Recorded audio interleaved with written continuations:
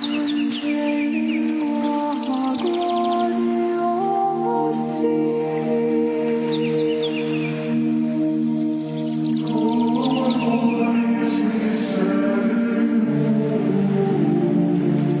Evangelho deste domingo nos apresenta a parábola das bodas do filho do rei, uma imagem grandiosa do grande banquete que é o reino de Deus, que já começa aqui na terra e tem a sua plenitude no céu. Jesus compara o seu reino a um rei que preparou um grande banquete de núpcias de seu filho. Este rei é Deus e o filho é Jesus, que foi enviado para estabelecer com a humanidade uma aliança. E essa aliança é a aliança eterna. São os membros dessa aliança o povo de Deus. Primeiro o povo foi o povo hebreu, com quem Deus fez a primeira aliança, preparou esse povo para que quando viesse o seu filho pudesse ter esse grande banquete do reino, esta união. Esse povo rejeitou. Depois então nós somos igreja, e como igreja nós somos membros dessa nova aliança, fazemos parte dessa aliança que nós fizemos no nosso batismo. E todos nós então somos esses chamados a esse grande banquete, que é participar da vida de Cristo com a sua igreja. Ele enviou servos para avisar os convidados: está tudo pronto. Mas muitos recusaram o convite. Alguns maltrataram os servos e mataram os servos, os mensageiros. Então o rei mandou primeiro exterminar aquelas cidades. E aí vamos observar como Deus age. Deus é Deus de bondade, Deus de misericórdia, mas Deus também é justiça. Hoje nós vemos muito falar da misericórdia de Deus, e realmente Ele é misericordioso. Mas não podemos nos esquecer de que Deus é justo, e que Deus também castiga. E Ele próprio diz isto: eu castigo aqueles que eu amo, não por vingança, mas para que se aplique a sua justiça e para que eles se convertam. Hoje se coloca como se Deus permitisse tudo. Não é verdade isso. Deus, Ele pune também. É claro que esse castigo de Deus é um castigo em vista da correção, para que nós nos corrijamos, para que também reparemos a justiça divina pelos nossos pecados cometidos. Foi o que aconteceu naquela cidade. O rei mandou seus exércitos para exterminar aqueles homicidas, e os mandou para que fossem castigados. Depois ele mandou que os seus servos fossem pelos caminhos e pegassem a todas as pessoas e digam: chamem a todos, bons e maus, porque eu quero que todos participem do meu banquete. E quando estavam todos no banquete, notou que um homem estava sem a veste nupcial, que era uma veste própria do banquete. Estava ali meio escondido, no meio dos convidados. E o rei observa tudo e vê. Deus é assim, Ele conhece o segredo dos corações. E disse: como você entrou aqui sem ter a veste nupcial? E ele ficou calado. Isso é muito significativo, porque a Deus ninguém engana. Então retire este homem e coloquem lá fora. Lá haverá choro e ranger de dentes. Esta parábola é uma síntese da história da salvação de toda a humanidade, começando com o povo de Deus, o povo escolhido, o povo hebreu. Depois vem para nós, que somos esses novos chamados. Mas vemos também aí o convite de Deus e a vocação que todos nós temos, a santidade. Vemos também a liberdade do homem e vemos, por fim, a necessidade de viver na graça para participar dessa comunhão com Deus. Por isso eu gostaria de fazer 3 reflexões com vocês. Primeiro, o convite de Deus é para todos. Vinde a mim todos vós que estáis cansados e fatigados, eu vos aliviarei.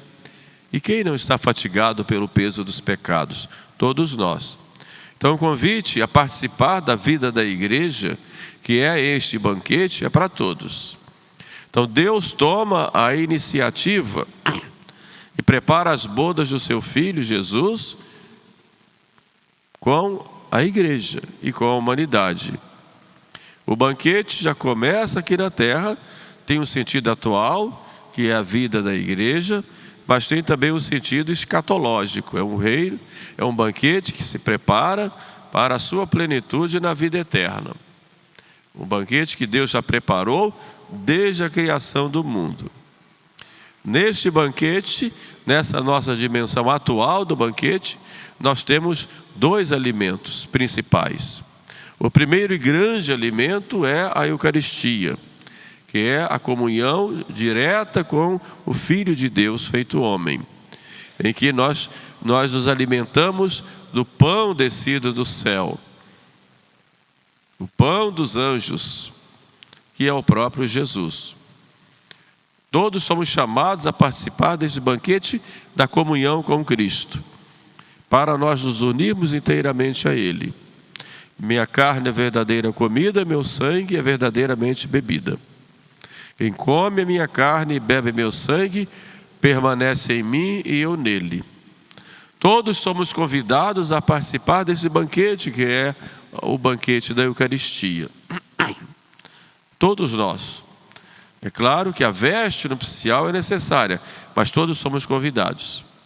Um outro manjar deste banquete é a palavra de Deus. E quando dizemos a palavra de Deus, dizemos o próprio Deus feito homem, o verbo que se fez carne. Mas a palavra de Deus também escrita e transmitida pela igreja. Palavra de Deus que nos alimenta, que nos dá vida, que nos mostra o caminho, que nos ilumina, mas que se transforma em nossas próprias vidas. Nós deveríamos chegar ao ponto, na nossa vida espiritual, que a palavra de Deus estivesse de tal forma encarnada em nós, que nós vivêssemos essa palavra no dia a dia. Em nossas atitudes, em nossas ações, em nossas palavras, em nossos projetos, em nossos anseios, tudo fosse a vivência desta palavra. É o grande desafio que nós temos por causa das consequências do pecado original. Então a vivência desta palavra e a vivência da união com Jesus na Eucaristia, nós já podemos ter aqui na terra, e a igreja nos chama exatamente para isso. E a partir daí, nos prepararmos para a vida eterna. Deus não exclui ninguém. Todos somos convidados. Uns primeiro, outros depois, mas Deus chama a todos, bons e maus. Por isso nós não podemos excluir ninguém, não podemos discriminar ninguém. A igreja é a igreja para todos. E isso é importante porque existe uma tentação de acharmos que a igreja é como se fosse uma grande seita, só para os puros. E quem é impuro não pode pertencer. Não é assim. Há essa tendência hoje de fazerem grupos com uma espécie de catarismo ou farisaísmo. Nós somos os puros, nós temos a verdade, a salvação passa por nós, os outros estão todos condenados. Por isso desprezamos os outros. Os outros já estão perdidos.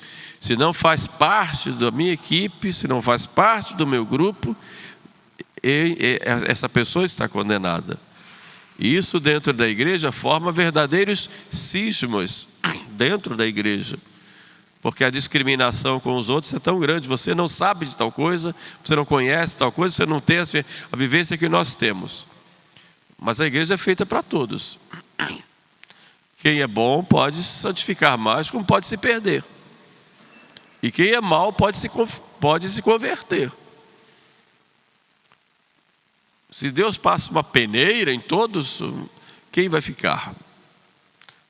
Deus, na sua bondade, na sua misericórdia, nos tolera, porque nos ama e é paciente conosco. Santo Agostinho, ele nos diz que Deus nos convida para a alegria eterna, mas muitos se apegam à terra. O convite foi feito, mas o coração está ocupado. Não tenho tempo para Deus. Não tenho disponibilidade na minha vida para Deus. Tenho outras preocupações. Então Deus deve ser para nós uma prioridade na vida.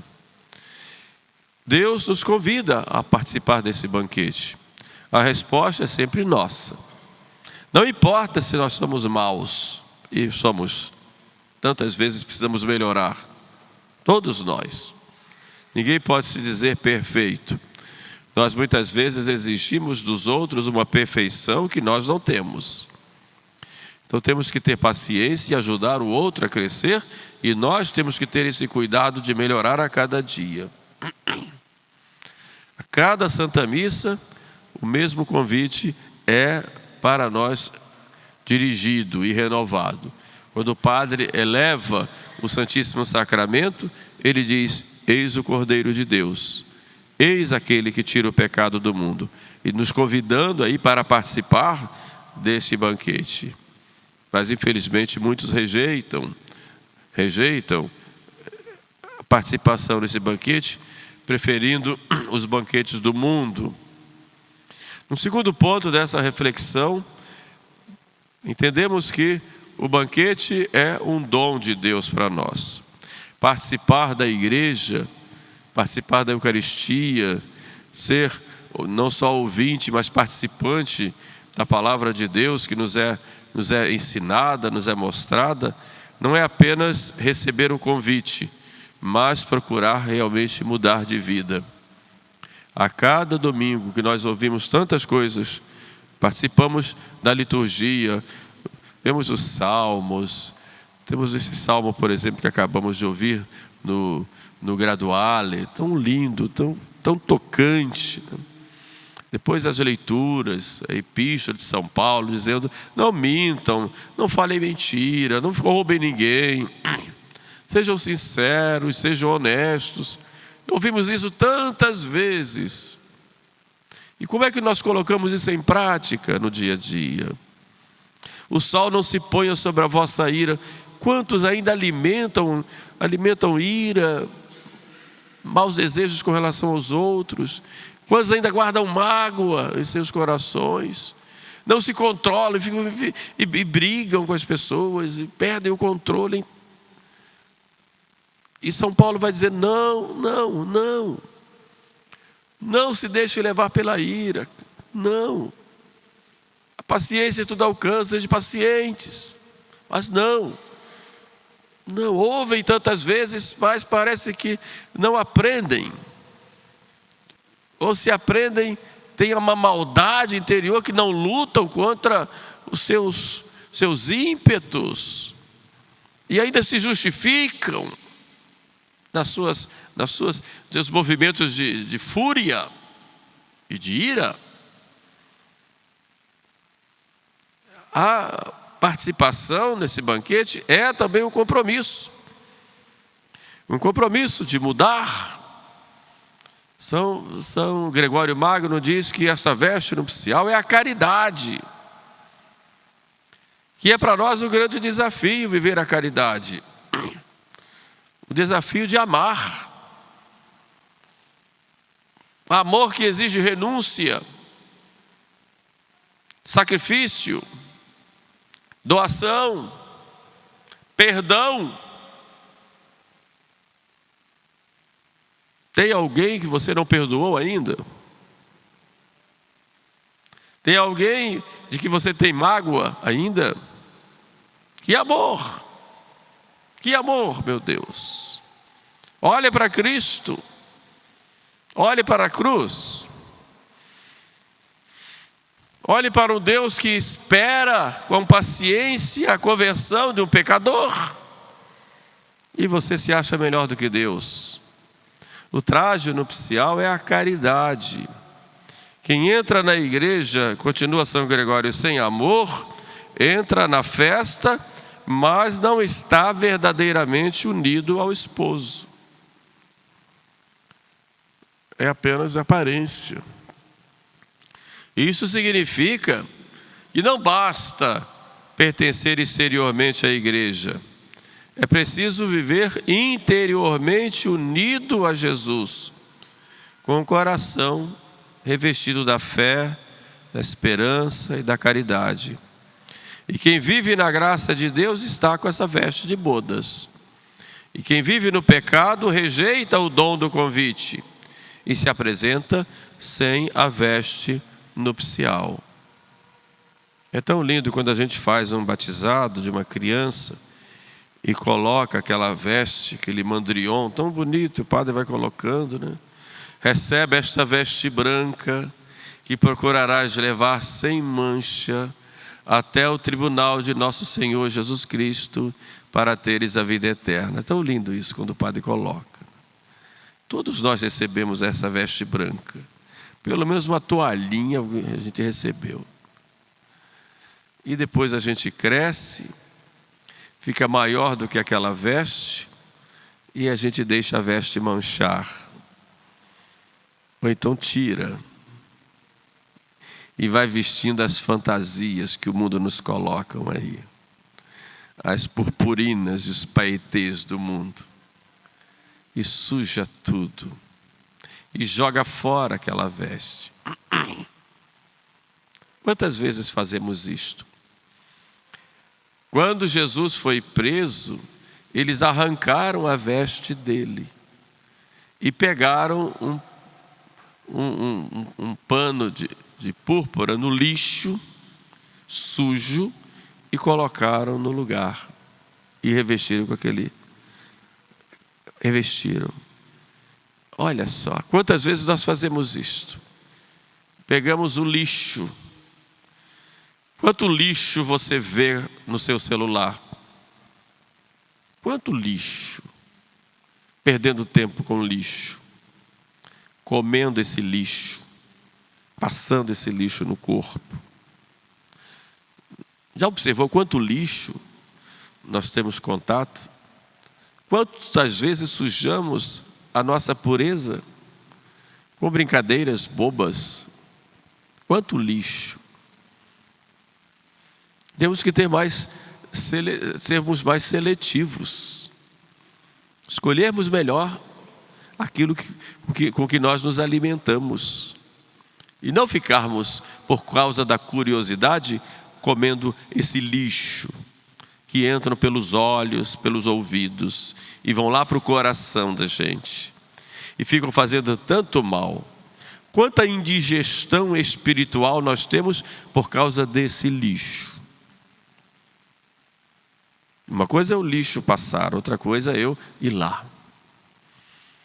É interessante quando o caminhão do lixo passa, a gente joga o lixo. Mas já pensou se ao invés de jogar o lixo, nós mergulhássemos no lixo e vou junto? Só que fazemos isso espiritualmente quantas vezes? E ficamos podres. Aí não vamos ter a veste nupcial. No terceiro ponto, nossa reflexão, a resposta ao chamado, Deus nos chama, deve ser fiel e perseverante. A parábola termina: muitos são os chamados, mas poucos são os escolhidos. Porque Deus chama a todos, mas poucos perseveram até o fim. O perigo é começar bem e terminar mal. É aceitar o convite, mas se descuidar da veste da alma. No início tem aquela euforia, mas depois, quando vem o sacrifício, a gente volta atrás. Uma das grandes dificuldades do homem moderno é a perseverança, a constância. Começamos cheios de entusiasmo nas coisas, mas paramos pelo caminho, desanimamos, porque vem uma outra coisa e abandonamos a primeira. Como criança que ganha um brinquedo, feliz da vida com aquele brinquedo. Ganha um outro, joga fora aquele brinquedo e fica lá todo sujo, quebrado e vai para outro. E nós somos assim, quantas vezes? Temos dificuldade de perseverar. Só que com Deus temos que perseverar. Muitos são chamados, poucos são os escolhidos. Perseverar na graça é buscar guardar sempre esse vestido limpo. Esse vestido que nós recebemos no batismo. E se sujou, procuremos limpar. O confessionário está aí para isto. Vou limpar a minha veste. Vou limpar. Com arrependimento sincero, vou pedir perdão a Deus. E para isso precisamos ter muita humildade e caridade, como Nossa Senhora, que é essa mulher vestida de sol, modelo perfeito da alma preparada para as bodas do Cordeiro. É claro que precisamos da graça de Deus, então temos que ter vida de oração. Rezar sempre.